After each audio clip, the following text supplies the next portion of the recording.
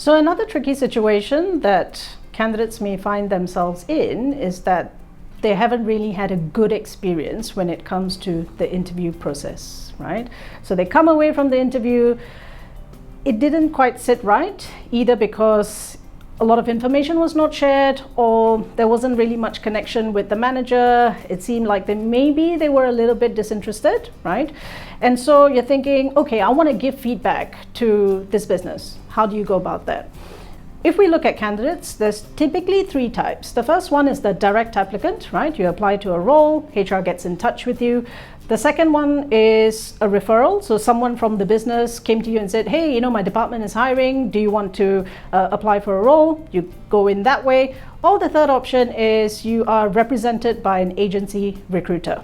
Okay, so for the first two instances where essentially you've applied to the company either directly or someone has recommended the role to you, in that instance, when you want to give feedback, the advice is go to HR, right? Because at this point, they are the bastions of ensuring that bias is not there in the interview process. But when you go to HR, it should be one that is fact-based, right? So craft out an email, list out the few pointers that didn't quite sit well for you. It could be tone of voice of the interviewer. You didn't appreciate being spoken to in such a way, right? But explain why it wasn't a good experience. Give at least 3 points that wasn't sitting right. HR will then take that information and have a conversation with the business to find out what happened.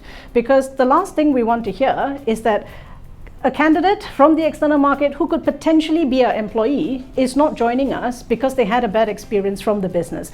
It's another opportunity for us to get this right. If you're represented by an agency recruiter, pass on the feedback to your recruiter, right? You would have a very close conversation with them, a close relationship. The recruiter can then get in touch with HR because we will have a relationship with all of our agency recruiters as well, and we can get their unbiased feedback. Again, HR will go back to the business to see what went wrong and what do we need to do in order to correct this. So stick to the facts, put it on email, get it across to HR, and trust that HR will do something about it.